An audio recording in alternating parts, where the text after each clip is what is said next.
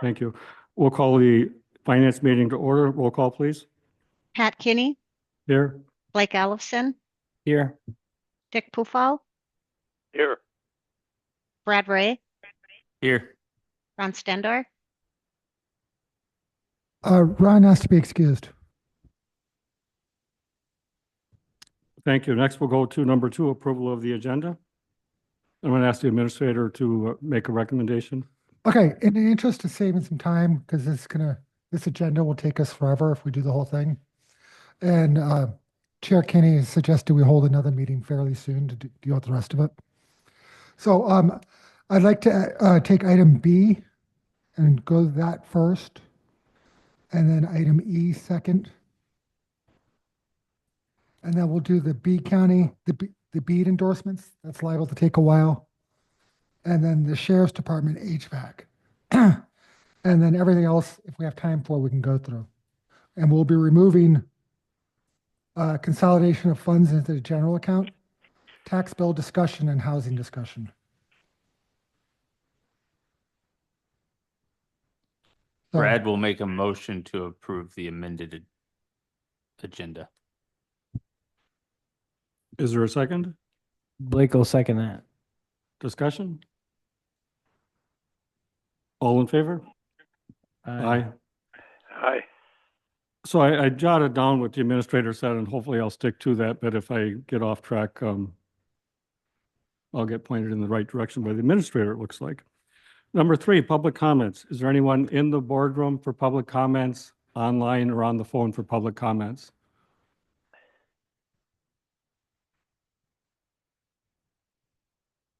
Is there anyone in the boardroom, online, or the phone for public comments?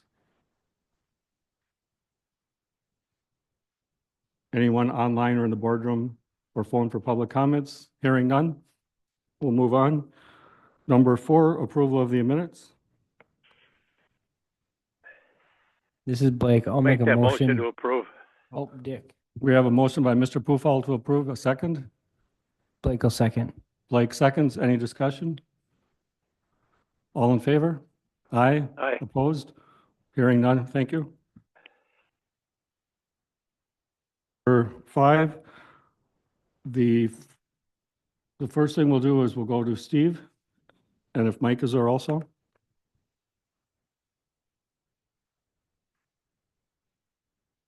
you guys are muted. Yeah, there, I think I'm unmuted. Mike and I are going to share the mic because we're sitting in the same room here. So I think if you talk, Mike, why don't you talk and see if we can hear Yeah, can you hear me, guys?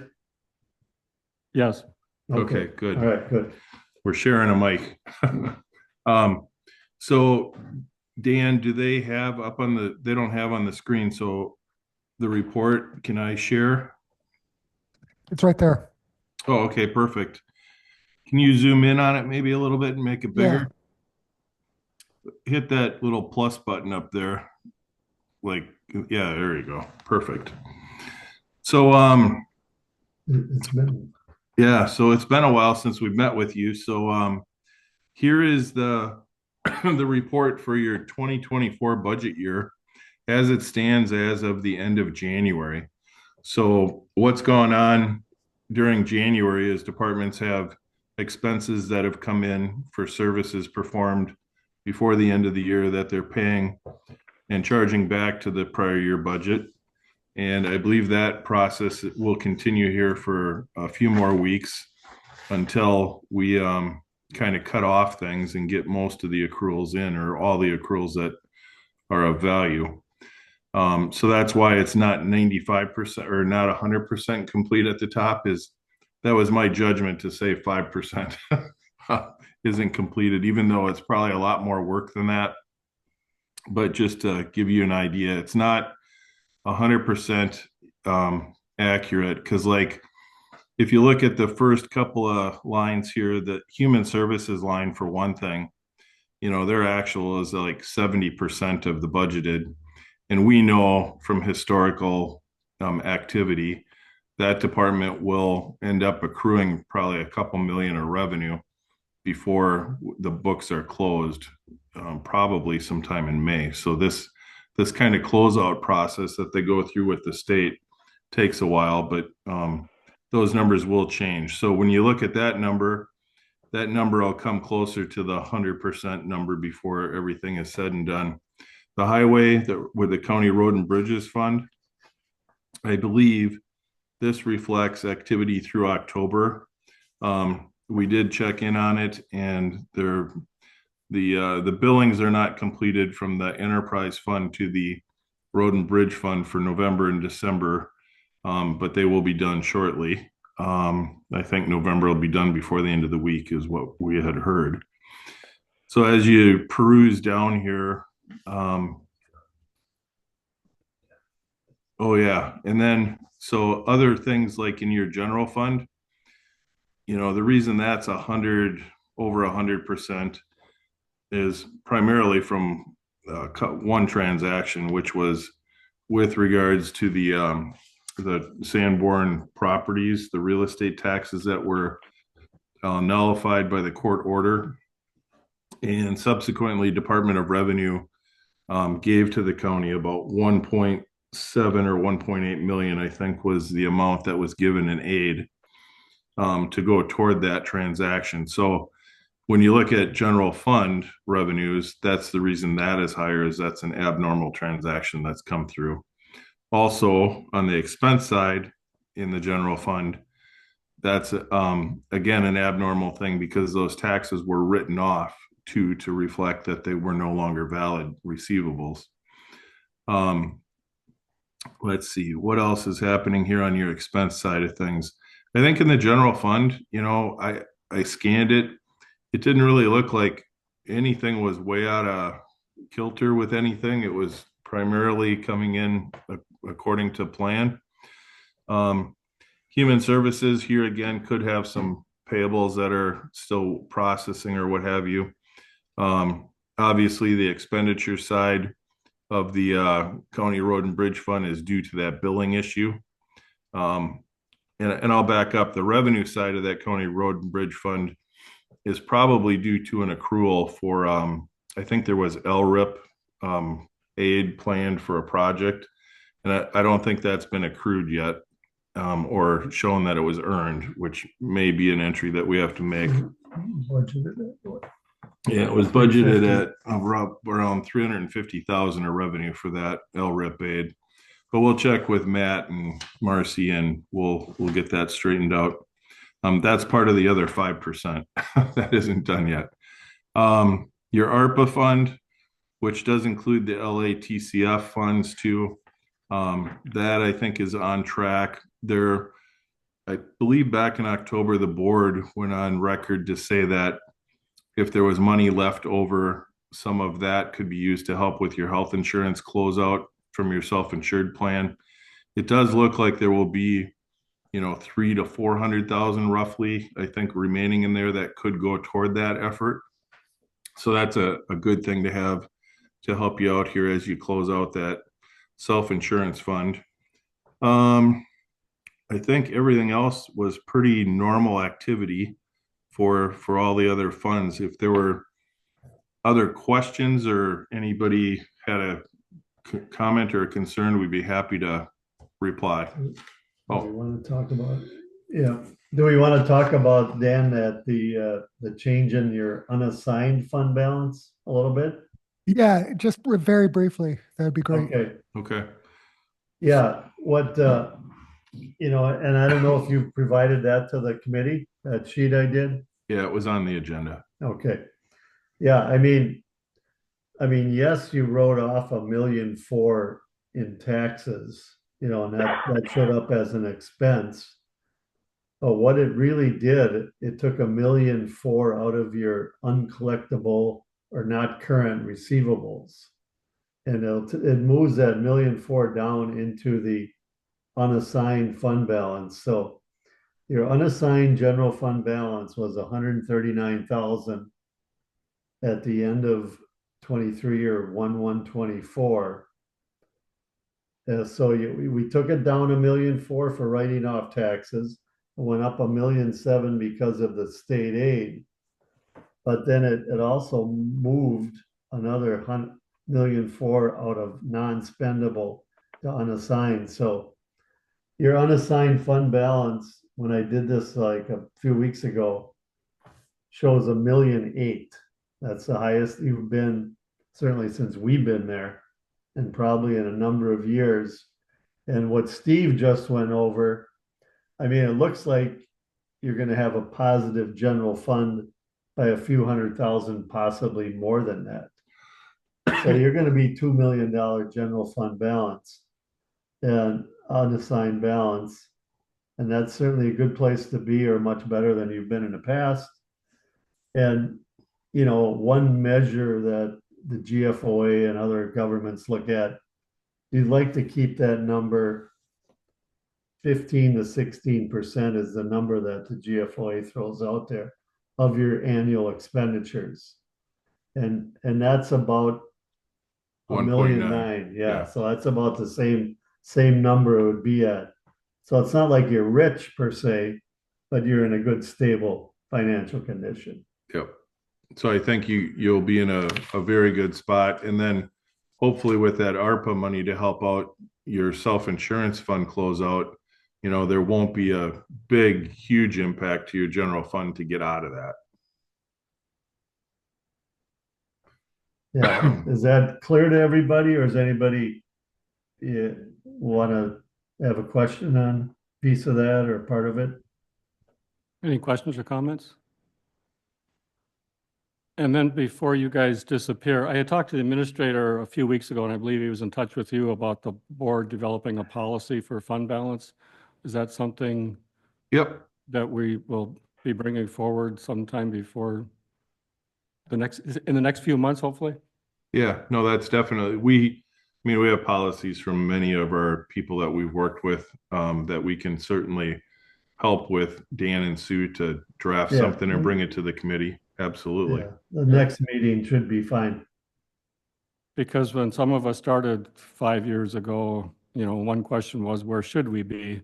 And some guidelines would help us, as far as decisions. Yep. Yeah. Supervisor And like Ellis? Mike said, the GFOA, the Government Finance Officers Association, says, 15 to 25% is kind of a targeted range you want to be within. And then, if you're at the higher end of that, you could take on some one-time expenditures or something, to, use some of it down, but just manage it within that range. So yeah, we'll definitely get a policy draft so that you can take a look at it and add your touches to it. Yeah, and I'd like to also see you guys include in there a budget amendment policy, Yeah. because in the past anyway, I don't know if there's certain times there should be budget amendments, and the county probably hasn't made them, but anyway, to have a more formal process on budget amendments. Okay, thank you. Ms. Blake? Hey, in looking at why we're here with the sheriff today, on a project like that, that's gonna need a quick turnaround on an answer, do we get to amortize that over quite a few years, that expense, or is that all gotta come out, that whole 700,000+ to do the HVAC? If that were to be a project that we were to go forward with, that's needed? Well, that's going to be, the vendor is going to want to get paid. So how you pay it, if you borrowed money, you could issue debt for it and then amortize it over a period of time. Short of that, you would take resources of the county and make a Yeah, payment to them. It's money out the door, so it's You could look at internal resources too. I think, I don't know how much is in your jail assessment fund and things like that, but I believe this is for the jail, right? That we're talking about, the HVAC. So certainly, if it is, it would qualify from there. I don't think you have that much in your jail assessment fund. yeah. No, that's what I'm saying, is like that, we could possibly be outlaying that money right away in February or March, right, when that project starts. Right, and Sure. we'll get to that item when we get to it. Yeah. Yeah, how we borrow it is gonna be a decision we make later. Anything else for Mike and Steve? Just the next item, the ARPA funds. Okay, so we'll move to the next agenda item, and that is the ARPA funds. That is E5E. So, Mike and Steve, you talked about a recommendation for the ARPA funds. And to be clear, I want to spend it now because we don't know what's going to happen in Washington, and they might try to claw it all back. So the recommendation from Mike and Steve, and they can speak for themselves, but is to apply the balance to basically the debt we have in healthcare, that $800,000. Yep. No, I think, Dan, you're right. I think we'll, as part of your closeout, we can claim that money because you were under 10 million of ARPA. You can claim lost revenue as a blanket and just use it for any expenses. So we'll make sure that when we file your report for, I think it's the end of April, that will show that everything's spent as of the end of 2024. So asking the administrator, would you state that motion you would Yeah, suggest? to apply the balance of ARPA funds to the $800,000 health insurance debt that's unrecoverable. I think, Dan, did the board not do that by a No, resolution? they assigned it to this committee, to the finance committee to decide. Oh, okay, sorry. Brad, I'll make a motion to apply that ARPA funds to the 800,000 medical or health insurance debt. is there a second? I'll make a second. We have a second by Blake. Discussion? All in favor? Aye. Aye. Opposed? Motion carries. Thank you. So next we would go to the sheriff's department with the HVAC, or, I'm sorry. Bead You presentation. did move bead up. We'll go to the bead presentation, which in the agenda is The first item, the A, first item, waiting for this to scroll. 5A. So you want to go to 5A. Yeah. So, I know we have one of the presenters here online. Is there somebody from Norvado online?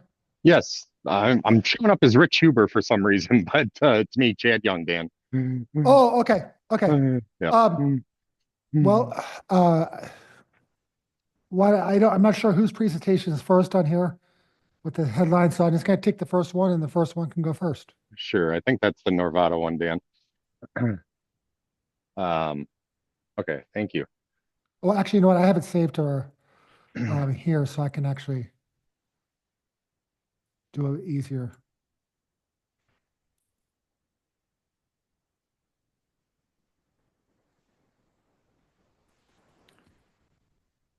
And then stop share and then. Yeah, do you share. want me to share, Dan? I got it here. I have your presentation Okay. as a PowerPoint. Okay, real good. Okay. Just All let me know right. when to change. Sure. screens. Yep, you can go to the second one. And well, thank you everybody for the opportunity to talk to you this afternoon. Norvado has been busy putting together our BEAD plans, and happy to say that there's some projects that we think we can pursue in Ashland County. First, just to give a little background on Norvado, I know that we do operate in Ashland County today, pretty much in the White River and the Eileen areas, as well as Ashland. But we're Shawamigan Communications Cooperative. We're doing business as Norvado, and we've been providing telecommunication services here to northern Wisconsin for the past 75 years. It's actually our 75th anniversary this year. And we are headquartered here in Cable, Wisconsin.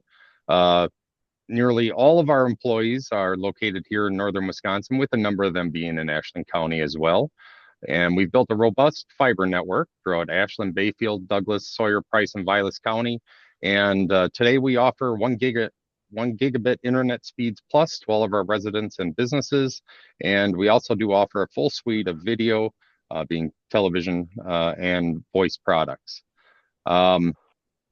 We're very proud of the type of network that we deploy.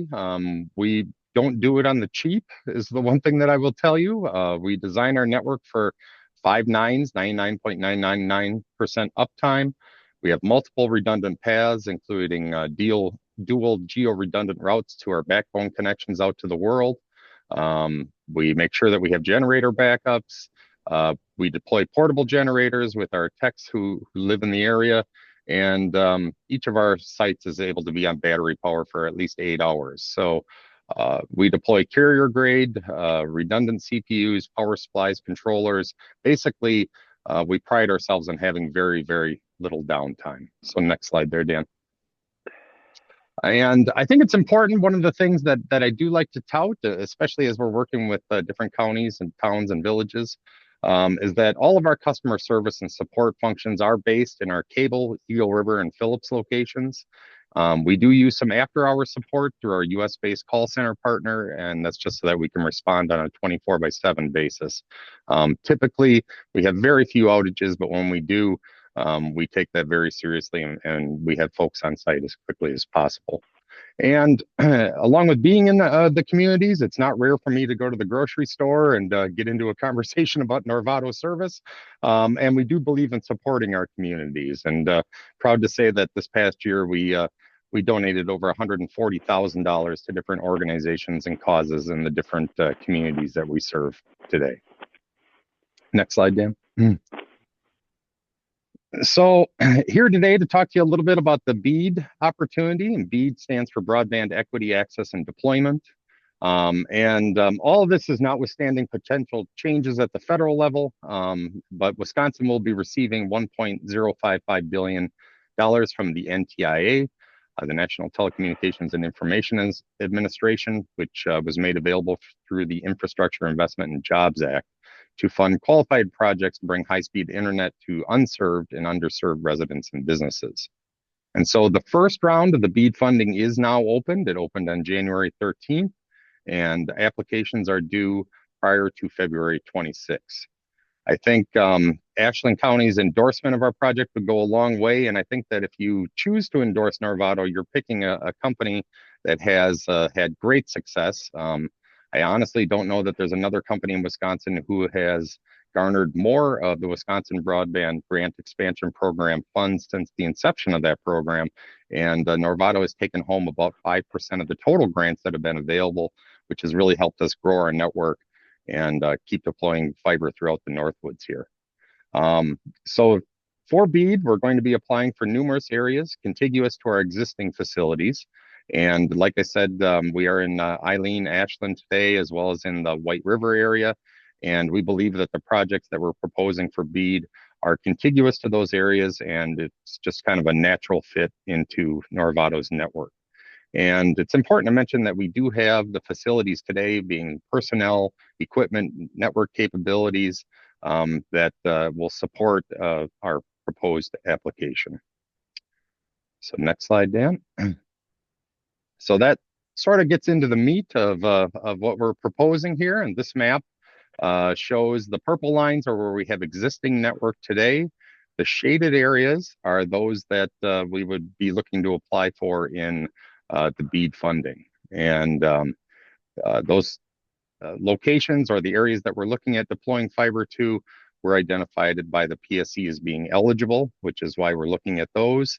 And the shaded areas inside this map represent serving 1,977 BSLs, broadband serviceable locations, out of about 2,390 that are eligible. So I think this is Norvado trying to put our best foot forward, and this would serve about 83% of the total locations in Ashland County.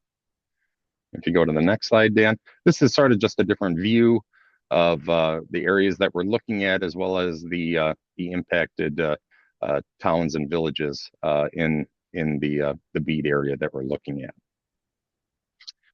So with that, I would just say that Ashland County support would be greatly appreciated. County, town, village, and community anchor institution support is critical for a successful BEAD application. Ashland County can choose to endorse more than one project. To be brutally honest, we would much prefer it if you did not do that, though, and that you just endorsed Norvado's, because if you don't, it just sort of puts us all on a level playing field, because then one application doesn't receive a head up over another. But the scoring criteria for BEAD provides points for obtaining the endorsement of the impacted county. and looking for that to be memorialized through a board resolution as well as minutes of the meeting, and then following up with that with a letter of endorsement. So with that, I'd be happy to answer any questions anybody has, or address anything else that you would like me to. Questions or comments? Yeah, good afternoon. This is Chairman Murdock. Here's a question that most of my constituents ask. They see miles and miles of cable being buried, and they know that the federal government, state government's pumping millions of dollars into companies to put this line in. Mhm. But their biggest question is already asking, okay, so a line is run, say, along a highway. Let's use 13. Mhm. And it's paid for to be put into the ground. But then the consumer is going to pay to run the line from that highway to their house. And down the road, the biggest concern that I'm hearing is, what is it going to cost me? Now, I know the providers here today probably can't answer that question, but we've already had one county board member who is on a line who's asked that question and was shocked at the cost to run the line Sure. distance-wise. So it's something somewhere we as a county board or the providers at some point are going to have to address to the public, because the public's saying, hey, we're spending federal and state dollars to bury cables everywhere we go. Mhm. And yet, is the access there because it's there, and is it affordable? So Yeah. I don't expect an answer, but No, I can fully answer that question. good, thank you. So yeah, you bet. So Highway 13 is a great example. That is a project that Norvado and we actually partnered with another company from the UP on that particular project. What that cable was coming down Highway 13, that's a feeder cable. It's a backhaul cable today. And we have peeled off of that to some extent, but we have to put electronics in place. And frankly, there needs to be a business case that would be made in order to peel off of that, what we call middle mile fiber. The map that I was showing here, the shaded areas, this is a very different situation. If we are awarded this grant through the BEAD program, we will serve everybody in that shaded area without aid to construction. And so there's a pretty significant difference between that middle mile fiber and what we're proposing to be done here. And we actually have an obligation to serve everybody within those shaded areas should the grant be awarded.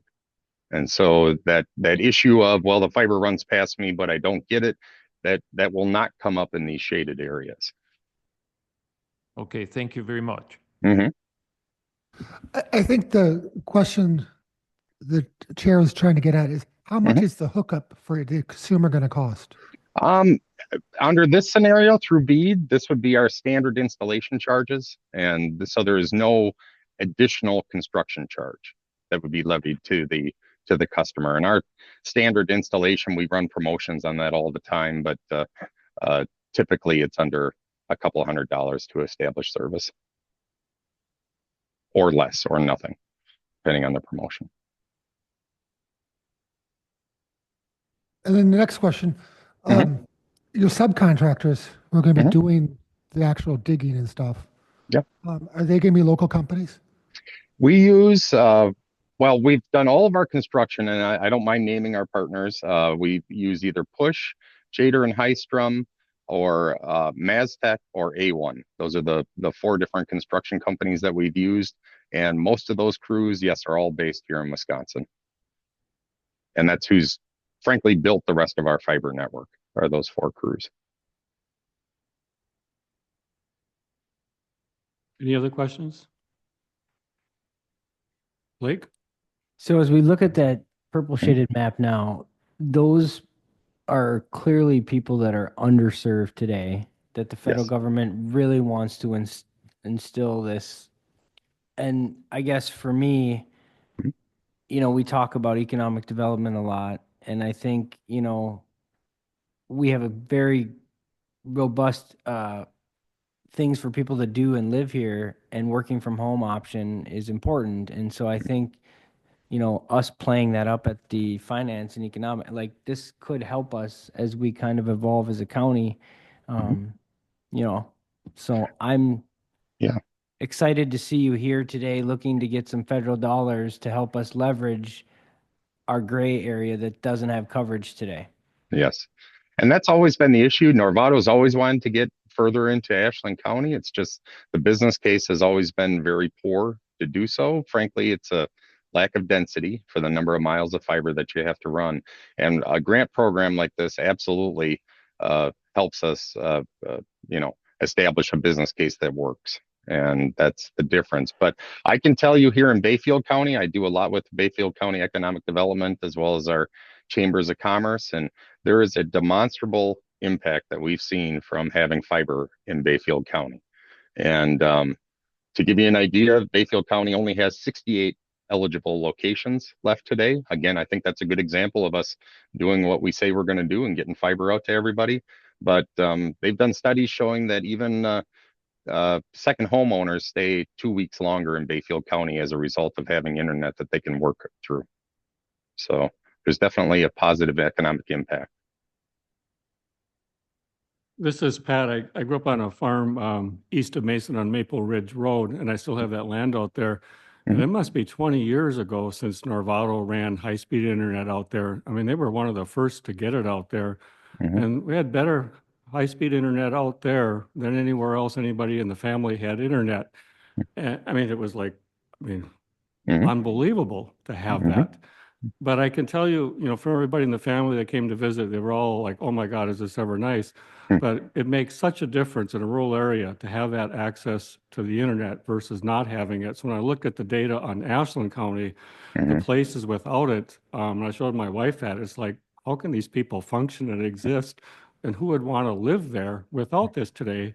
Because without it, it's so much harder. So this is important for lots of reasons for Ashland County. You list some of those, but going through some family history stuff a few days ago, I found some annual reports from Chequamegon Telephone, one of your precursor names from the mid-50s, and looking through that. So I just want to express my support for Novato from having that firsthand history with the company all those years and this the high quality service and everything. So well, thank you. I'm really, really happy that you're interested in this. Oh, fantastic. If you don't mind, let me just tell a little joke. It's kind of a joke, but I was meeting with my board of directors and I made a statement that there isn't much that's more important than broadband these days. And one of my board members happens to own a plumbing company. And he said, really, Chad, it's really more important than plumbing? And I said, I'll tell you what, Doug. I said, my two daughters will go dig a hole in the backyard before they'll go without internet. So,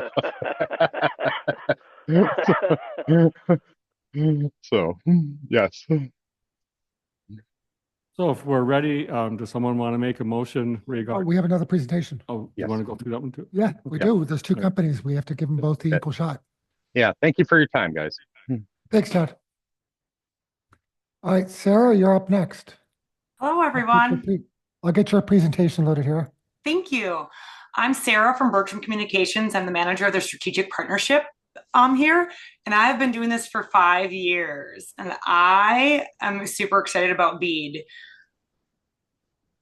I'm just waiting for, yep, perfect. Thank you, Dan.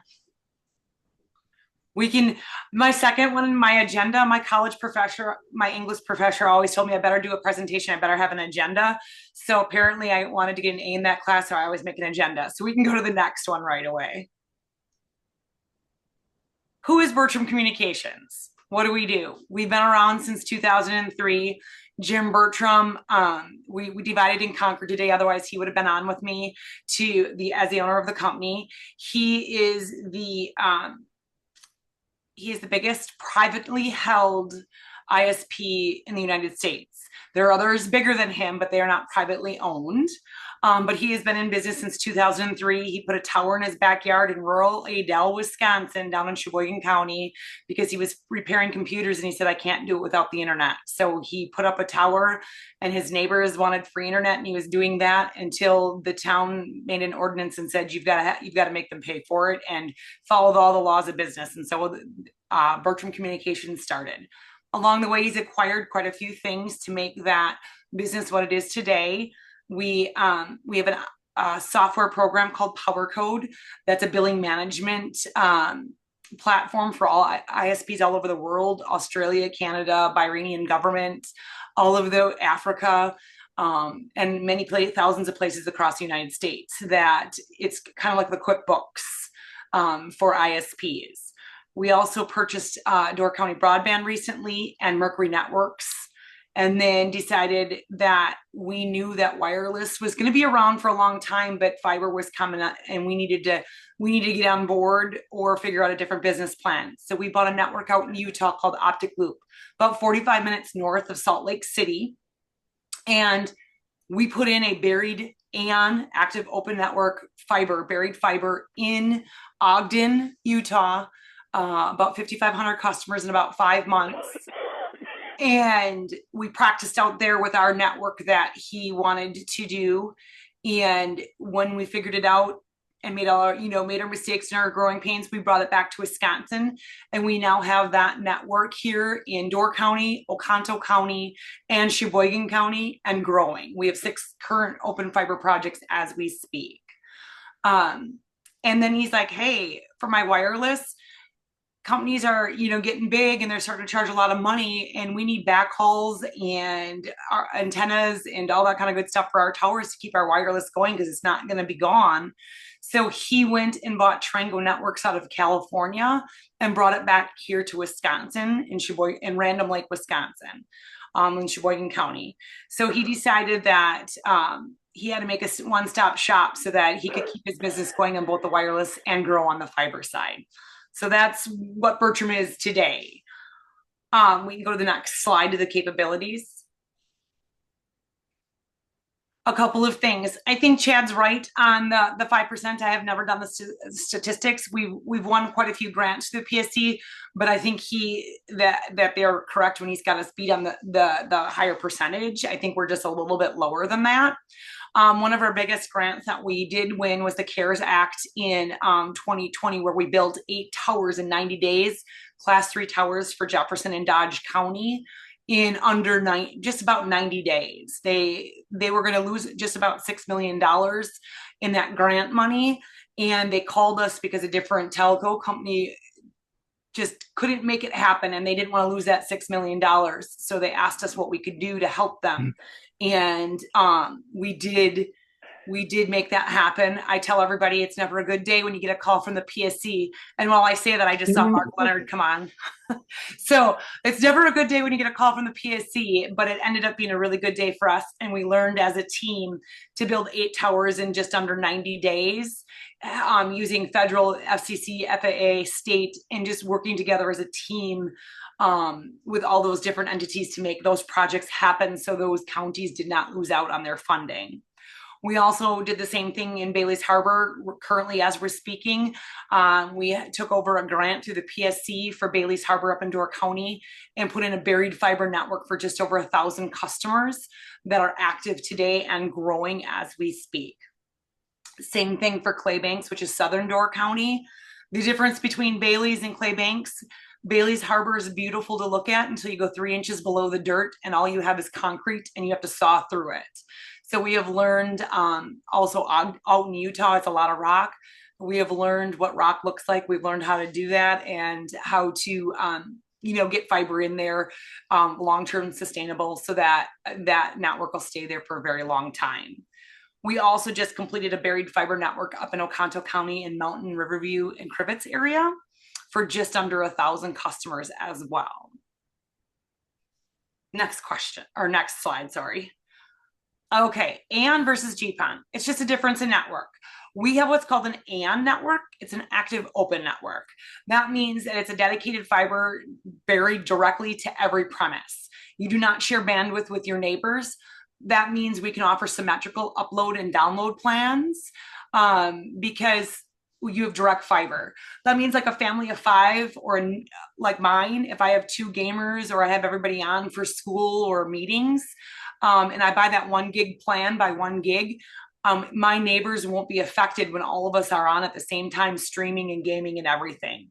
Whereas if you have a cul-de-sac of 8 homes on a GPON network, Unfortunately, what happens is when we're all on at the same time, you're throttled back because you're sharing bandwidth and you're all using a massive amount at the same time. So one or numerous, several of us get kicked off. If you have Bertram's and network, you won't get kicked off. The only reason why you'd get throttled back is if your plan that you signed up for, I'll just use an example, 250 by 250. If you're using more than that, then you would be throttled back.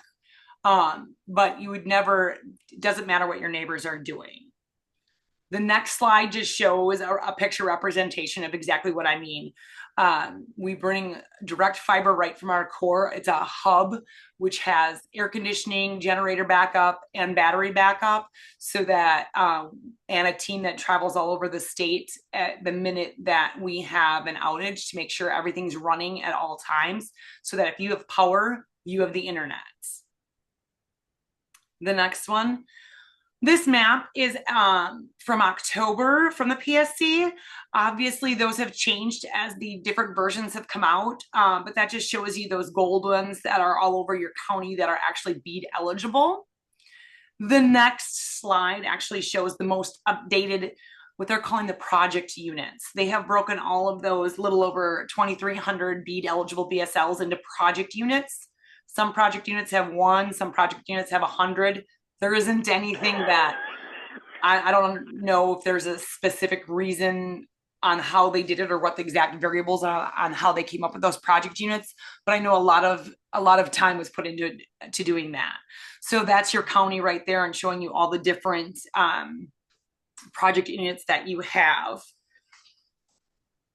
Bear with me. I want to talk about what Bertram wants to do, because then the next couple of ones will make sense for you.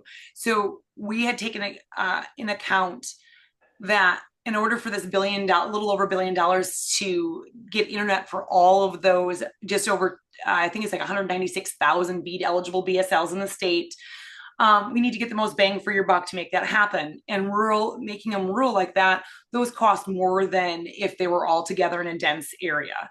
So we had to come up with a strategic plan that would make that the most economical for everybody and spread that money out the most. And how we did it was we started at the counties and we said, you know what, if we do all of your BEAD eligible BSLs for your county, then we can save on our engineering, we can save on our mileage, we can save on our materials, and we can save on our labor. If we strategically work with counties surrounding you, then we can come in from different points and multi-points, so that we aren't going from one side to the other, and we aren't breaking it up per little project unit, which then costs more for engineering. So our offer is our project or our scope that we are offering to apply for is all of the BEAD eligible BSLs in Ashland County. And I apologize, I just didn't flip the page with you. That's 2,282 BSLs. You do have to take out 43 of those for Bad River as they're doing their own application. So that's just about 2,240 BSLs. Yep. These are our fiber plans. And remember, they're symmetrical. So 250 upload by 250 download for $47.99 a month, our 500 by 500 for $69.99, and our 1 gig by 1 gig for $99.99. Now we do offer business, but most of the BEAD eligible BSLs are residential, so we can supply business pricing if needed. That is not a problem. I do want to tell you, as we're passing those, or as we're passing non-eligible BSLs to get to those BEAD eligible BSLs, we will offer up an economical price for them to bring that fiber from the road to their house. And they will also be able to have the same monthly fiber plan pricing as well as their neighbor who might be BEAD eligible. The difference between the two is the BEAD eligible don't have to pay for what we call that drop to the house from the right of way of the road to the house. They don't have to pay for that. The non-eligible would have to pay for that. And depending on their distance from the road to the house would be where that price is. It could start at $300. If they're 1,000 feet off, then we'd have to talk to them about it. We would work out an economical solution. We have done that in all of our other areas where we did grants, that if we pass them, we will offer a solution for them and work with them. As far as a low cost pricing. We did take part in the ACP when that was up and running, and we do work with other customers that offer, that are in programs like Life Plan, aging and senior disability plans, where they get some money back for their utilities. We do work with just about any program. If the customer provides us with the information that is needed for that program, we do offer that. Our theory and our outlook is that at least we're getting something for the internet, and they're able to get to their telehealth and have access to the internet to be able to do some basic functions in life. So if there becomes an affordable, low-cost program through the government or the state, we will partake in that. We will not sign a waiver. We will be partaking in that. Next one, please. Right now, these are the counties for endorsement. As this morning happened, I didn't get to update the map beforehand. We did add Lincoln County into that. I want to say that I cannot, due to collusion and confidentiality, post the other ones, but I can tell you that in order to connect up to Ashland, we are in the works with working with getting endorsements. We just don't physically have them signed, so I am not able to announce them. They ask that we don't until we have those. But I can tell you that Lincoln County is green as of this morning, so that I can tell you that. The last slide, please. Okay. So again, this BEAD application is just a wonderful thing, and it's a funding opportunity for everybody to get that internet for all. I want to let you know that Chad was right. Yes, would I love for you to say yes, go with Bertram only and not anybody else. I understand that we all have families to feed. I'm not here to say anything else. Yes, would it give us the best points? Sure. But if we want to go for maximum points and you want to endorse 2 ISPs, that's all right. We're just going to do a little extra work getting the rest of the scoring points. 12 points, 7 of them come from the county and 5 of them come from the local municipalities. 12 points is a lot, but in overall 100 points, there are other areas that I would work on, like our design network and our they're looking for stuff like that, going for community anchors, all that kind of good stuff. There are other opportunities to get more points, and that would be where I worked if that was the road that you guys chose to take. Either way, I understand that you guys have a big undertaking and that this isn't an easy decision for anyone. I do want to let you know that also part of the scoring is that any town hall, fire department, or EMS that we pass to get to a BEAD eligible, we offer free drops and free monthly service for life. Dear and near to our heart is the fact that Jim and I both have grown up in Sheboygan County and have not moved on. We are a small town America, and he gives back to his communities. The second thing is I have done EMS, a volunteer EMS, for the last 20 years. My husband just retired as fire chief after 10 years, and my son is the youngest fire chief in Sheboygan County as we speak. And we give back to our community. So if you were to partner with Bertram in this BEAD, we would give any town hall, fire department, or EMS that we pass free drops and free service. All their community anchor institutes that we pass, we would offer that free drop, but they would be subject to those monthly fiber plans. And I want to thank everyone today for their time. And is there any questions I'd love to answer? Any questions? Yeah, she should answer. Yeah, I guess we asked Chad a couple questions. We should ask you the same ones to make it fair. So, how much is it going to cost to have service delivered to somebody's house? What does the customer pay? If they're BEAD eligible BSL, that's included in the BEAD funding. We don't charge them anything, and there is not an installation or activation fee. Okay. And then the contractors question, are all your subcontractors local? Okay, so we partner with 5 Star Energy Services. They're a nationwide company, and they have 20 locations in Wisconsin. And they also, we have a vetting process for any local subcontractors that are interested in working, that they are more than welcome to come to us, and 5 Star and Bertram will work with them to vet them out and use them as local contractors. Blake? You had one map up there that had all these different color circles Oh, or the project units. Yep. yeah. What was it based on to get those colors? I guess I didn't fully understand that when I was looking through your presentation earlier. Because it's a very beautiful, but I don't know exactly what it is that we're looking at in that. So this is a Wisconsin PSC map that they've put out for project units on what they're calling project units for Ashland County.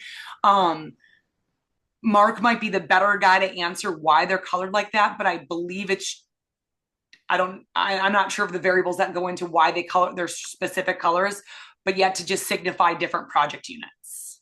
I'm assuming it's income based, right? Isn't that what, like, so when you look at how much, oh, sorry, go ahead, Mark. They were divided up like that into groups to make it more competitive for the providers to compete for the units and break up for different types of applications. That's a whole nother one I could get into of how their applications go. There's many ways, but yeah, all those color signifiers just different groups of locations that they're going to bid on, just to divide. With that map, you'd really want to scroll into the actual dots on the map to see which part of those groupings they belong to.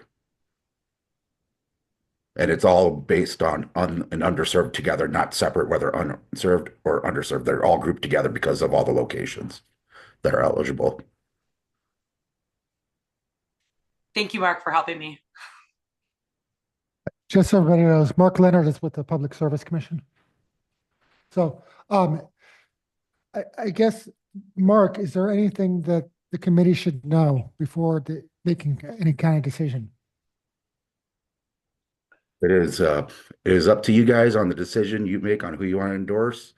You have the option to endorse one or both. You can do it for each for the entire county or for different areas. It's all about how you guys want to do it. So, and I came late to the meeting, so I didn't hear everything, but local match is not required, but you can give a match to them, to each of them or any of them. So, but again, you guys make the final decision on how you want to go about it. And why is an endorsement so important? It's important because it gives them points towards their application, as this is a competitive grant. And again, that's all about what they're here for, to pitch their ideas and their service and their offerings, and about how you can get the best deal at the best price you can get. And that's why they're here to pitch and give you their presentation, because again, it values towards their application on and could affect on who wins the awards or not.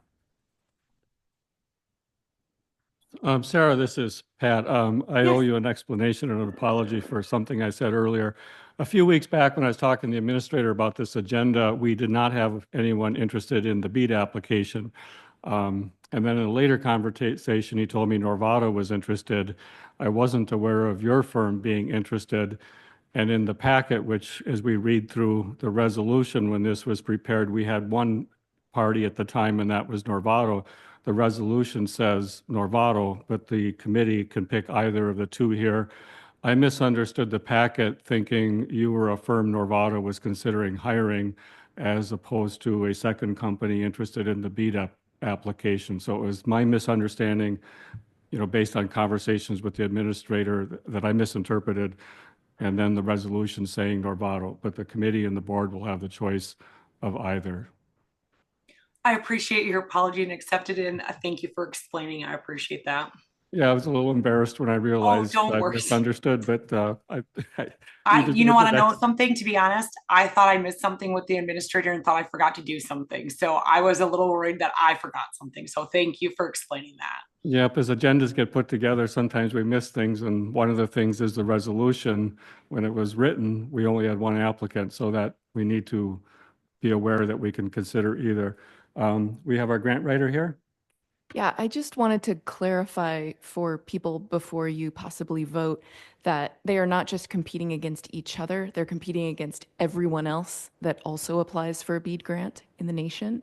So I guess I would just advise it actually, those like even singular points count in a grant like this. Like when we talk about 5 points to 12 points, like getting the maximum number is important for a highly competitive grant like this. Administrator? Yeah, The way it was presented to us by the PSC, um, you get points for your ability to serve and technology and all that stuff. But what it comes down to is most companies are fairly even when it comes to every other criteria except for the endorsement. You know, out of 50 points, one's gonna get 39, one's gonna get 40 on the other without the endorsement. It's the endorsement that really pushes the applicant over the edge. So, so that's the decision you have to make. I Yeah, mean, this is Gary. Sarah, I want to just clarify something. I think I heard you say correctly. You gave us the cost per month for what, the 250 to 501. Did you state that the hookup, there was no charge for your organization? Yes, for any of the BEAD eligible BSLs we would be providing service for, there is not an installation or activation fee for them. Just a monthly fiber plan once they've chosen to take the service. Okay, so I have a 300-foot driveway. You wouldn't charge me to hook it up as long as I paid the monthly fee. If you're a BEAD eligible BSL and your house is 300 feet off the road, that would not Okay. be any added cost to you besides your monthly fiber plan. Okay, and so my neighbor who's 1,000 feet off the road, that would apply to them also if they're Correct. BEAD eligible? Yep, if they're BEAD eligible. Okay, thank you very much. You're welcome. Mark, this is Pat Kenny.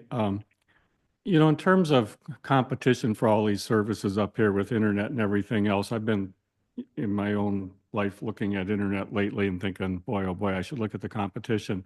How much does it factor in or matter or any idea? We've got a firm in the area that's got, some already.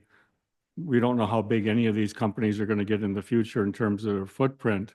But do you have any idea in terms of, just the size of an organization and then, kind of spreading out their fixed costs, how competitive they can be long term? It's one thing to say, what does it cost us today? But is there anything we should consider going forward that might impact what we would pay for rates and service, in terms of size of an organization, whether it's good or bad long term? Well, as far as the grant, again, the $1 billion Wisconsin has, again, that was based on the infrastructure law that they calculated based on what it is now and potential future impacts. So again, with the project units and the bids and what the 25% is required, factors into that. But again, that is something, increased costs and other potential things like that. We can expect those to happen, but again, we can only guess at what rate. So this is the money we're allocated by the federal government. So this is the process we have to follow and run. And again, we ran a letter of intent process for applicants to show that they have the managerial, financial, and capacity and technology capabilities to do the project. We didn't just allow anybody to apply, and 30 of them were approved, and these are a couple of them that were approved to apply for BEAD. Okay. So I'm going to ask our administrator to remind us of what Norvato said in terms of these hookup charges that our board chair had asked.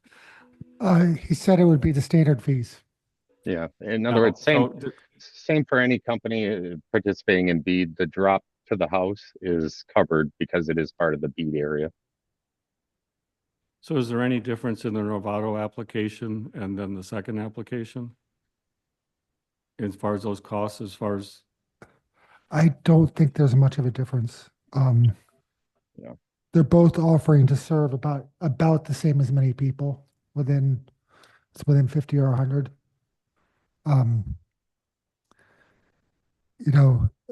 One has a strong footprint in the state and the other has a strong footprint in the region. I think they're both pretty much equal and you guys have to make your decision.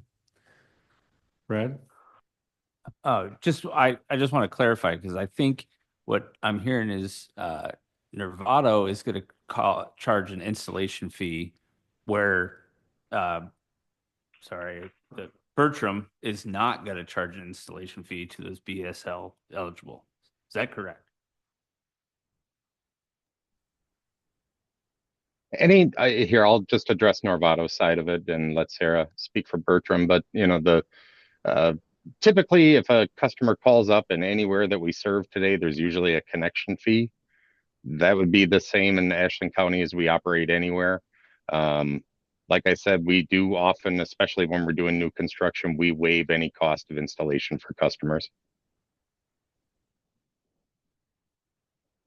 For Bertram Communications, for BEAD eligible BSLs, we do not charge a connection fee, installation fee, activation fee, any other fees. That is all part of the package deal. And this is Gary, just to clarify, earlier I thought I heard Novato say that it was several $100s.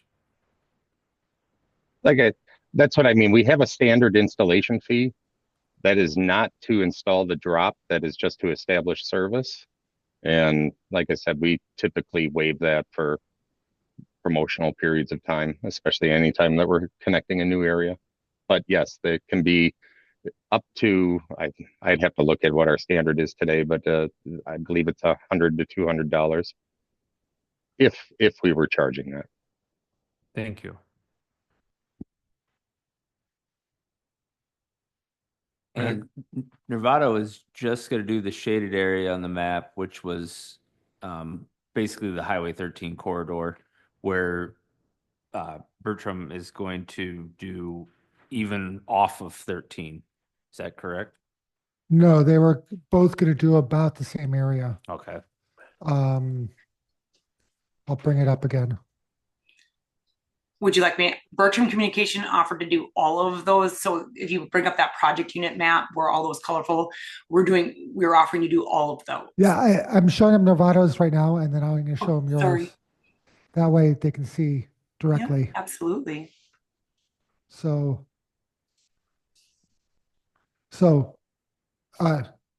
this whole shaded area is what Novato is planning on doing. So you can see there's a little portions down here and right here and down here. They're not doing Bad River because Bad River has their own thing. Then if I grab the other one,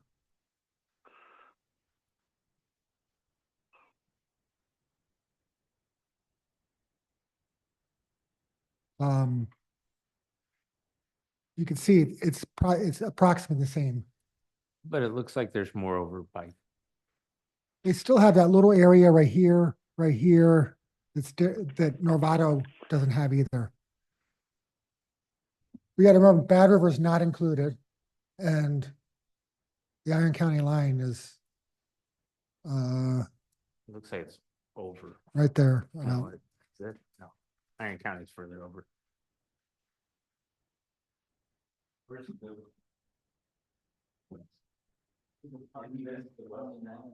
Like here's the county line right here.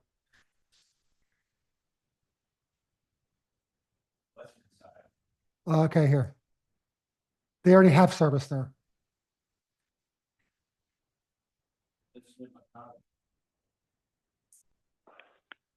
Right. So here's the other map again. So this.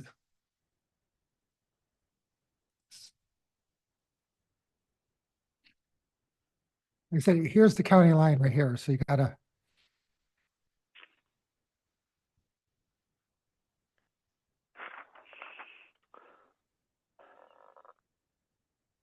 I'll flip the other map back for you.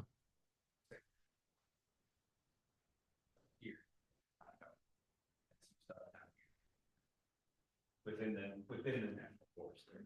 Yeah.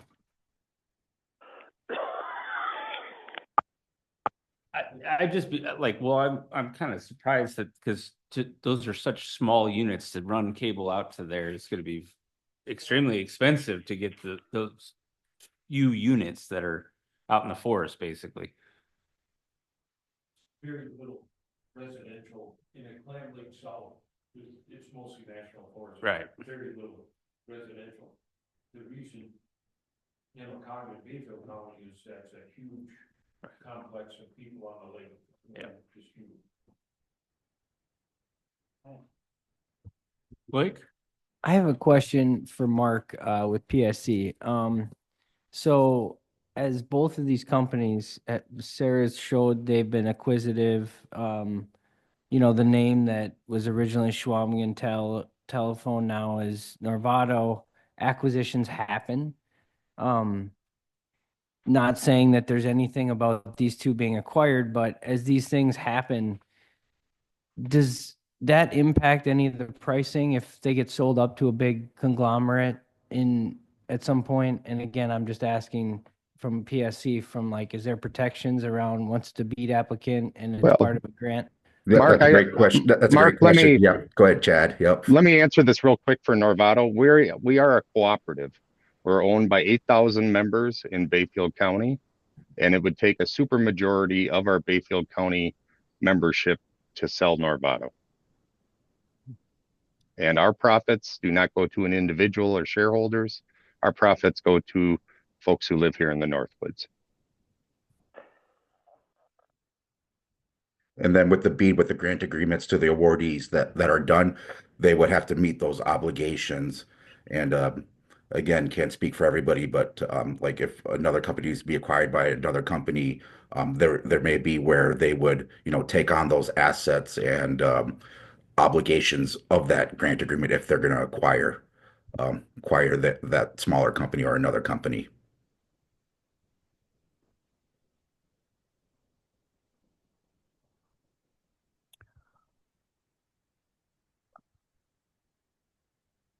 This is Pat. I guess things rattling around in my brain is, it's always one thing when you buy something and it's another thing of, a service, later. And part of what I'm trying to be objective about is I'm used to seeing Norvato vehicles go up and down the roads where I grew up. And so I know there's a history of good service. And so for Sarah, and I understand, you've got to expand to areas. And I'm also keeping in mind that I'm hoping we get more competition for internet up here and it's more competitive. So being more competitive means, you need new competitors to come in an area. So I'm thinking about service, lines get cut, things get damaged, and obviously everybody wants them fixed, right away. So how do you create that service input and be cost effective, with a competitor that's been in the area in the region long term? But I'm also thinking about the rock you mentioned as we get down towards Mellon, the experience there. And I'm wondering, on the Norvato side, their experience with that rock also. Awesome. So rock isn't scary at all. Door County is a concrete block, and we have miles and miles and miles of buried fiber network in Door County right here in Wisconsin. Same thing without it in Utah. It's all rock. That does not scare us. We have rock saws. I'm not worried about that. As far as customer service, our customer service is all located here in Wisconsin. When you call, you either get somebody from our XL Broadband, which is just about a little bit north of Chicago in Grant Park, or you get somebody in Random Lake in Sheboygan County, or you get somebody in Bailey's Harbor in Door County when you answer the phone.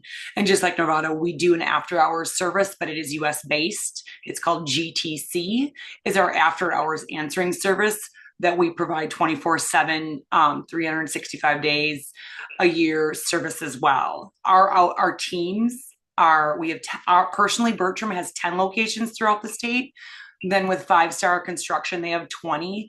We are able to move those customer service and those techs and fields right away within the hour. We have paging that most of the time, unless you're literally on the internet when it goes out, we'll know that something happened before the consumer, and we're already dispersing those technicians to get that taken care of if that happens.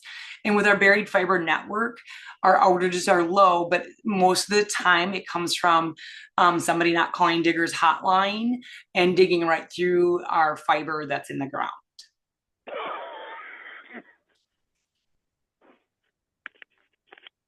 Does that help answer your questions? Vic, are you on the phone? Thank you, Sarah. You're welcome.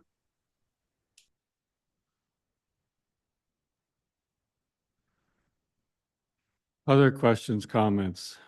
And there's 4 of us in the meeting today, and we would need a majority to make a recommendation. So Brad? there's pros and cons with both. I mean, one is Nevada's here. We could, support another one that maybe drives prices down for both of them. One has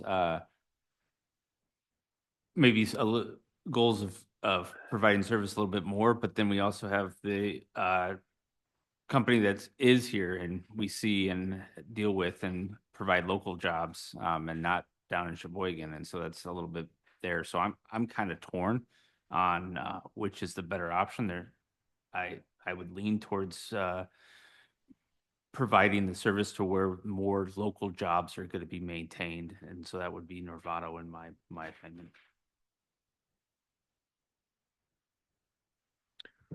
Questions, comments, and is anyone ready for a motion?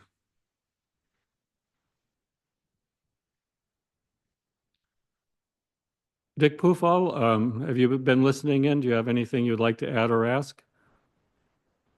The only thing I was concerned about is the cost to run it from the main line up to someone's house. People are going to be grumbling if they could get that for free and otherwise have to pay for it. But if there is a problem, we have a local company. And I know I've had a lot of problems with my phone system here over the years, and makes a difference if your phone is down for 8 hours or 2 days. So that's one of the things I'm a little bit concerned about, the access to service.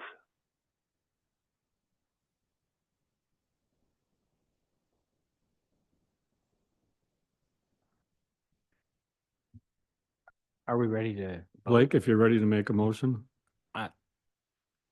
I think just to finalize this, I'm local, cooperative. So I think having those jobs here is really the difference maker with Novato, and they're here. I would like to call them and ask them for some donations in Ashland County now with local organizations, but again, I'm not at that point. But I think in hearing it, and I really appreciate what Sarah's done here, is she's been very transparent. But again, I think there's this local angle. The more I'm here, the more I'm seeing, just like Pat said, he grew up Chectel. You can call someone. So I lean towards, and I'd make a motion that we apply through Novato to try to give them as much points as possible to try to get the beat application for Ashland County. I'll second that. We have a motion by Blake and a second by Brad. Any other discussion? This will go to the county board. I guess something I would be interested in knowing is when there's an outage for internet with both companies, how long does it typically take to make the repair? I don't know if we can get any data like that, but one argument for local is you think you're going to get repairs faster. Is there data to back that up? That would be interesting to look at. Any other discussion, comments? So we have 4 of us here today on this committee. That includes Dick Pufall. So we're ready to vote then. Let's do a roll call on this.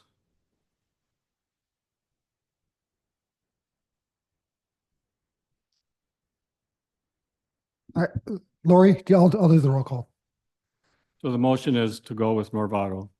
Yeah. Ellefson, Yes. Ray, Yes. Pufall. Yes. I'm sorry, yes or no?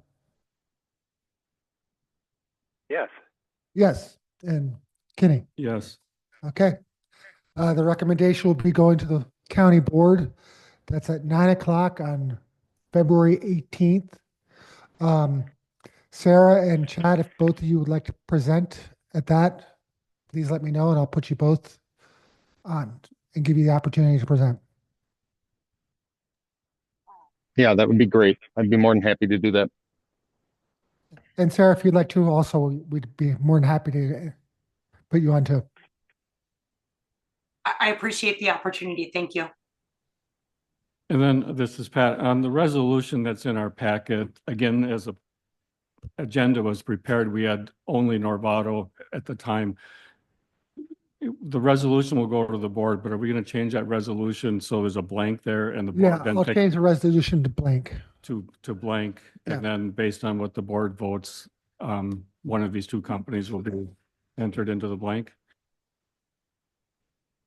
Okay. All right, thank you. So the next item we'll go to is F, the Sheriff's Department's HVAC unit.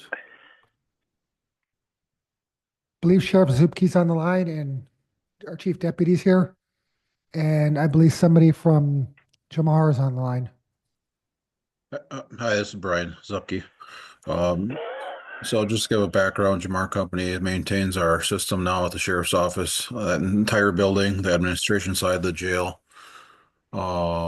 It's approximately 30 years old. The system upstairs, there's been Band-Aids put on over the years.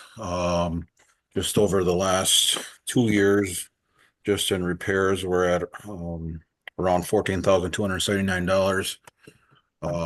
After talking with John Conti from Jamar, basically the discussion has been happening for years now prior to me being sheriff, that the concern of the system shutting down, it's old, a lot of it's there's new systems that need to be repaired, or new technology that's our current system's outdated,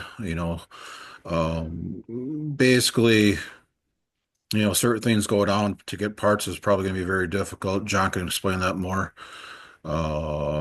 He gave us estimate. They've done Price County and Iron County recently.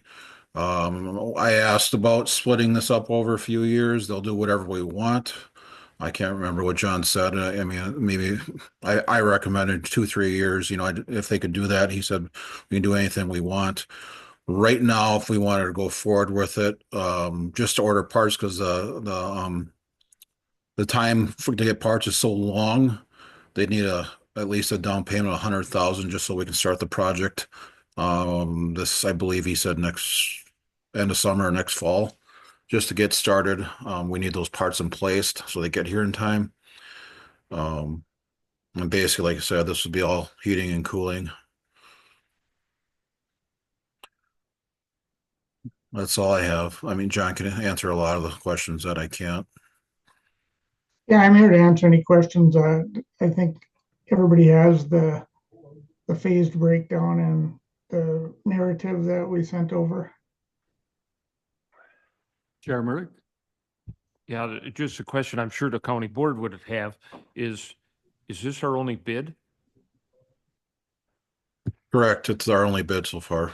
There's not many companies that do this. Correct. It's like elevators. Okay, just like you say, because I know that'll come up. So as long as we have the answer, thank you. This is Pat. My first question is, there was an compressor bought in late last year for 18,000. Is there any chance of reusing that one, or at least salvaging it and getting a reasonable amount back from it? No, that was a Band-Aid put on the system. Working with Brian and Dave, I think we've came up with a pretty good plan of eliminating some of the single points of failure that are at the jail. So this is a kind of a complete new design build of how the cooling gets administered to all the air handling equipment. So, is there any salvage value from that compressor that would, reduce our bill by, something at least, rather than scrapping it out? Probably not, but the cooling unit has to run through the summer. So you're still going to get, hopefully another 6, 7, 8 months out of it. The EPA has mandated refrigerant changes. And I sent over the life expectancy chart. It is 20 years on that, equipment. You're already at 29 years. Basically, Okay. the only thing is the boilers are approximately 30 years on the boiler, but not the burner. That's at 21, so you're 8 years past life expectancy and all that stuff. Did you guys get that? Yeah, that, back when I was in the Navy, I worked with air conditioning refrigeration, yeah, this stuff makes sense to me, but I thought I'd at least ask about the compressor, and yes, refrigerants have changed since that era. My second question is, with the infrastructure, or the Inflation Reduction Act, this equipment will obviously be more energy efficient. Are we going to be able to incur any savings on the purchase of this through the Inflation Reduction Act? And do we have an estimate of how much energy this might save us?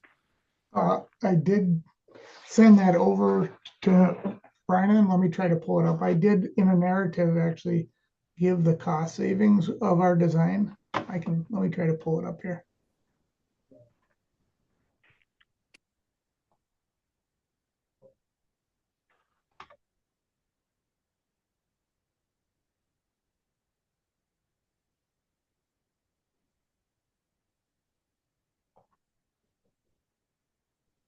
John, you can share the document. Yeah, I'm just trying to find it. I had the other three up there that I sent you yesterday, but I didn't have that narrative up there.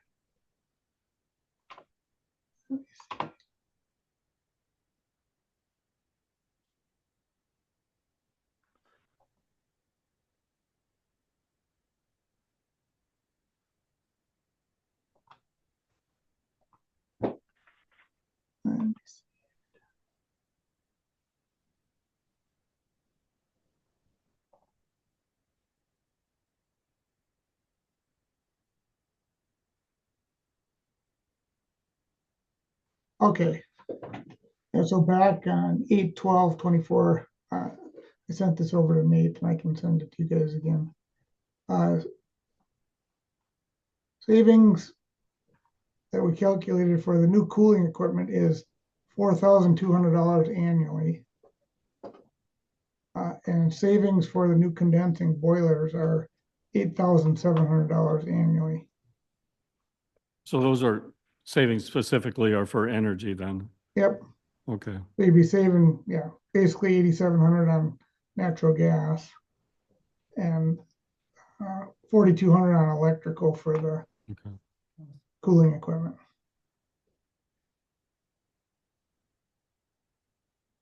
And then on the Inflation Reduction Act, with the county purchasing this, are we able to then in any way get some savings from the federal government versus the contractor buying this? Well, yeah, getting into, I mean, the only bad thing about anybody besides the contractor purchasing it is you have to take receipt of the warranty. So the warranty is that would be up to the county then. So we actually become your purchasing agent if you had to go that route to buy your own equipment. Does that make sense? I'm going to ask Dan if he can explain that to me. Yeah, there's like an ST something form and some other kind of stuff. So ST3. basically, they buy it and then warranty it for us to service it and make sure if we buy it, then maybe that warranty isn't provided then because you're not getting that incentive. Yeah, basically you guys, it's like you guys taking delivery of the equipment yourself. We still have the labor and installation warranty, but nothing on the equipment then. So, because given the energy savings, I mean, if this were like, say, a private household, you buy this new equipment with that kind of energy savings, you may be eligible for some tax credit, for some kind of. yeah, you guys would still be eligible for that. Yeah. Any kind of focus on energy rebates, we would help you guys get that above and beyond the other savings. So can I ask Dan, you work with the Sheriff's Department between now and the board meeting to see if there's any opportunity to save any money if we're missing something? And then as far as the vote on this, because of the amount of money, the entire board needs to approve this. So the Finance Committee, I mean, we can, I guess, do one of two things. We could vote to approve, or we could vote to forward this to the full board. because it's the board's final decision. Blake? Well, I think Mr. Murtagh brought up a very important point is every time I do something now in my budget and try to get a bid, I got to get multiple. I'm forced by people that are above me to say, hey, you can't just take this bid. I know that's difficult here because Jamar has such a long-term relationship. You can see the service, you can see all that. I guess we don't know what we do. I don't know. I mean, Jamar could put any, I trust them, and I think they're working well with Mr. Zupke and the sheriff's department. But again, transparency is kind of key. As me, I'm spending 750,000 plus on this HVAC installation, and I don't know if it should be 500 or $1.5 million. Like I have no idea. So that's the only caution I have right now is this is a lot of money. We got to spend it. We got to spend it this year because it's a needed item. Obviously, the deferred maintenance here is so that we have to do this in some capacity. And the other piece that I would say is now as a finance committee, we should have known these were things that were going to come up because of the life expectancy that they were just talking to us about, right? And so I think with the department heads across all of the county flushing this stuff out, so it's not just bam, 750 grand. Because if we should have been ready for this, right? But we are not, I don't think, fiscally ready to spend 750, which is what we have to do. So that's just my only caution as we look at these things. It's not anything to the sheriff or to them. This is a necessary thing, but as we look at our budgets, what other buildings have 25-year-old boilers that are at their end of life expectancy? I just have another point, and I know you get what you get, but I put a furnace in my house. I got a 15-year extended warranty. This has a 1-year warranty for $750,000. Think of that. Granted, it's bigger. It does more than one thing, but a 1-year warranty is not very long. So when it comes before the board, the questions will be, like you say, where are we getting the money? How are we going to pay for it? How long?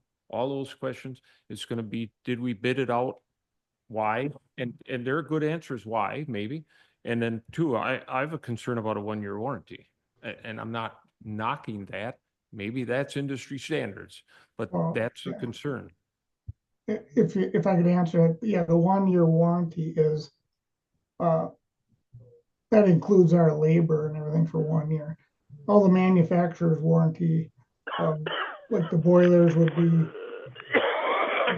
lifetime heat exchanger warranties, and compressors, would have 5-year compressor warranties from the manufacturer and stuff like that. That's just Jamar's 1 year. Anything that happens, we cover it at no cost. Another thing was working with Brian and Dave at the county.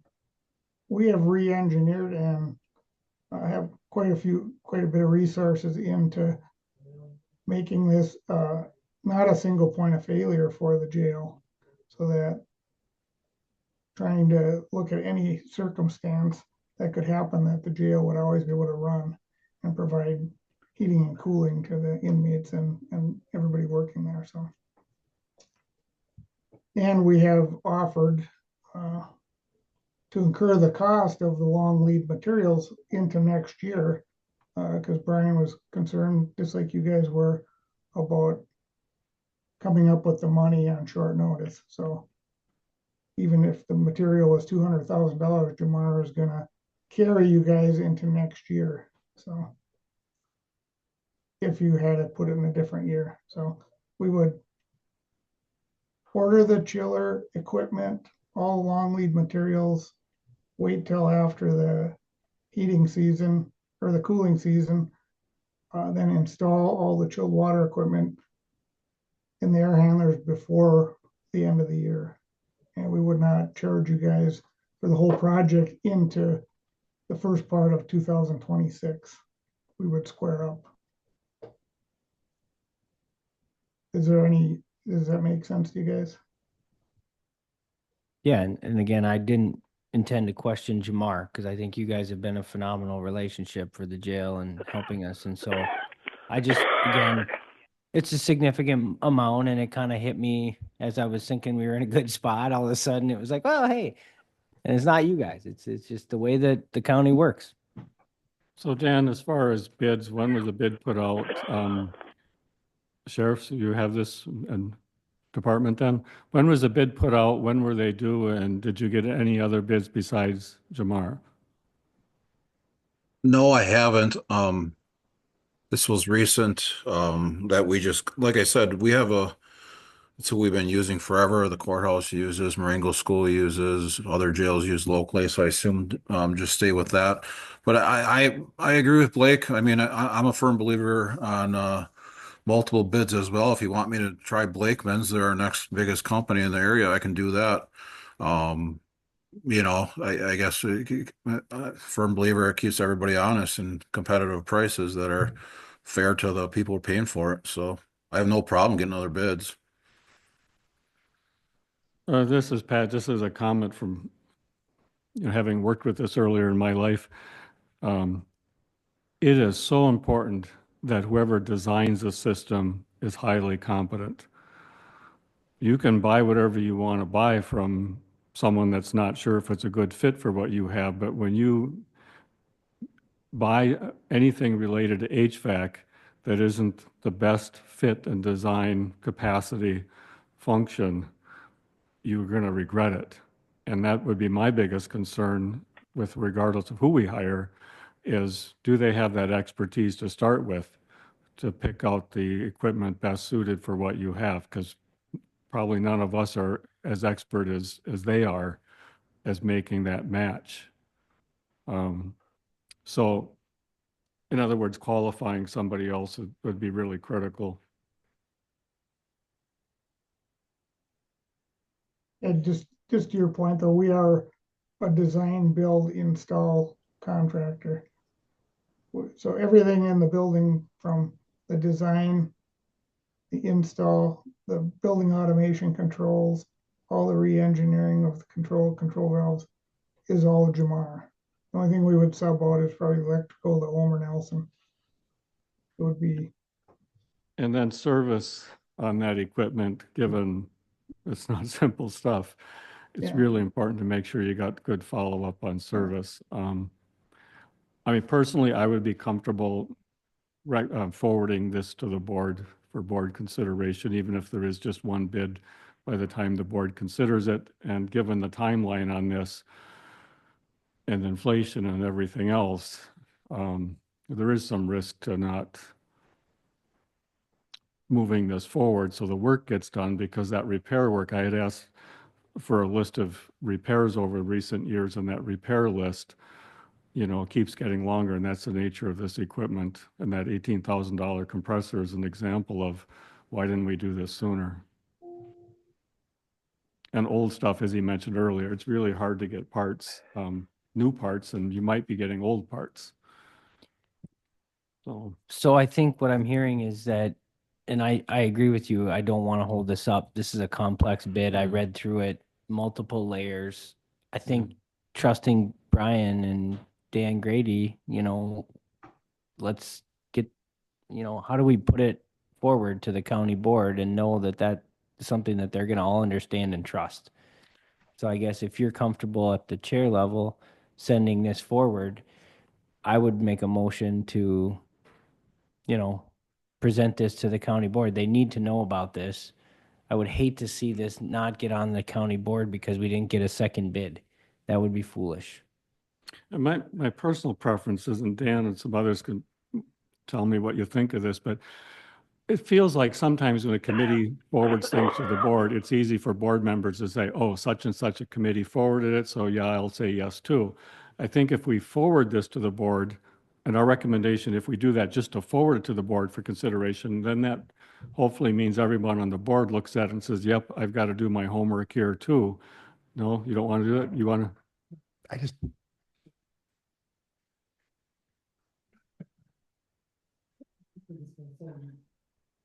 All right,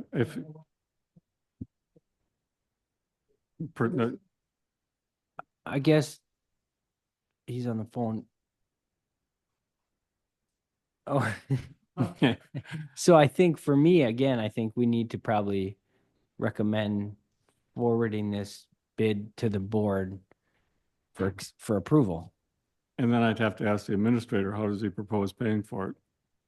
Do we have a plan for that yet, or is that going to be at the board? Well, I know how to pay for some of it, a third of it. So it's 738,000. Oh, now we're echoing. We have 256,000 of debt levy money that's been unused. So this is money that can only be spent on capital expenses like this. The main reason why it's unused is because insurance came in a lot lower than we're expecting. So we have $256,000 of it already sitting there. So we're really looking at coming up with 480,000 through the budget process. So we're gonna have to look at our debt levy and decide what we want to fund, what we don't want to fund. I know Chairman and I had a conversation about a few items, but I believe that, there's gonna have to be some sacrifice on debt levy this year to make this happen. Or this committee can decide to take a loan over multiple years to reduce that impact on the next year's debt levy. It's really a decision that you guys have to make later and think about, but we do have 1/3 of the money sitting in the bank right now. So just so I'm clear, we need to make a decision though at the next board meeting to move forward with Jamar, because their timeline in that bid was such that it's required. So like I said, paying for it is going to become important to flush out for Right. that board meeting. For us here today, we see the need for this HVAC system. The sheriff, Jamar, both are in agreement that this is a project that has to happen this fall, based on what I read and what I saw. Mhm. So I would like to make a motion today to advance the Jamar bid to the full board and approve that at the board meeting. That's my feeling today, that we need to do that. And then the funding of it, it's still hard at this point in the year Yeah. because there's so many variables into our county budget that we can't see to October yet, but we will have to. And Jamar offered some not carrying financing, but some sort of like, hey, we'll bill you as this project goes, which is helpful for us. So we don't have to outlay 700,000 like we thought. Brad? I'll second the motion, but I'd like to have an amendment to that motion that requests the sheriff to pursue another bid between now and the county board meeting on February 18th. Is that friendly amendment accepted? Yes, that's accepted. So we have a motion to approve this, sending it to the board along with an amendment to ask the sheriff to request a second bid. Any further discussion? Yeah, Pat, that's a Dick. Dick? I was just wondering if it's even possible to come up with another bid that quick. Well, it was put out for bids earlier, and I do know Blakeman's watch what goes out for bids, so they very likely someone saw it. It's a bit above what Blakeman's typically get into. Well, I guess I would more likely vote for Jamar to do this. Somebody that's experienced. Whoever won't have it. I mean, they've been around a long time and they do really good work. So, not questioning that part of it at all. But I think it's kind of important before it gets to the full board that we do have another bid. I think even having something from Blakeman saying that they are unable to bid on it would go a long way to say this is why we only have the one bid, and that's why we should go. Okay.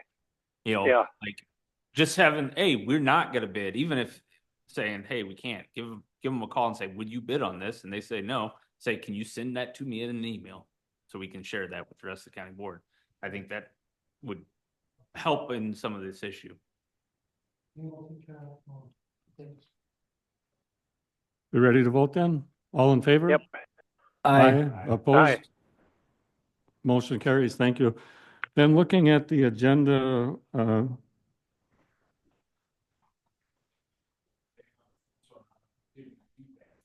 okay. All right.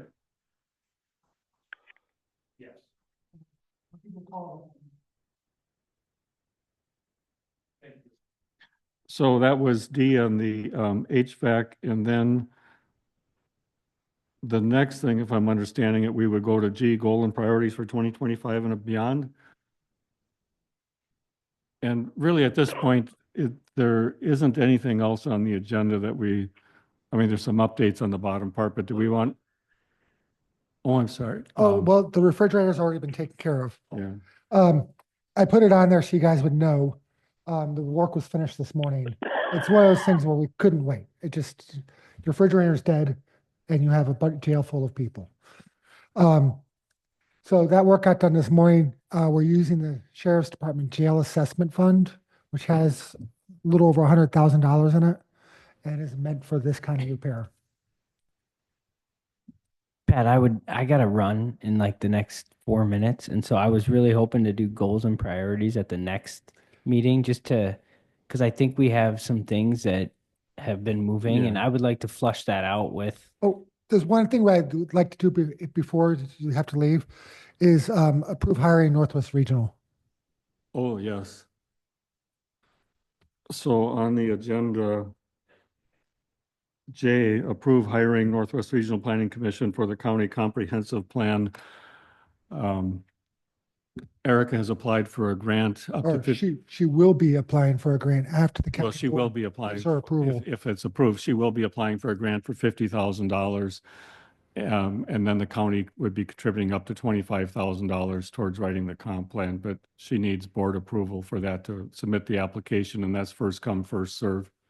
Yeah, I'll make the motion to approve that. Like I'll second that. Any discussion? I just want to say how that is one of the things that I'm really excited about because I think directionally as a county, having them be the project manager and then having the right people underneath that, and especially when it comes to zoning housing, bringing the right people in. So having them shepherd us through that will be very helpful. You can join the committee. Ready to vote then? All in favor? Aye. Opposed? Motion carries. Thank you. And then, is there anything else on that agenda before Blake goes? Because we'll be down to 3 at that point. So I guess we could entertain a motion to adjourn then? So moved. Brad makes a motion to adjourn. Is there a second? Blake? Blake will second that. All in favor? Aye. Opposed? Aye. Motion carries.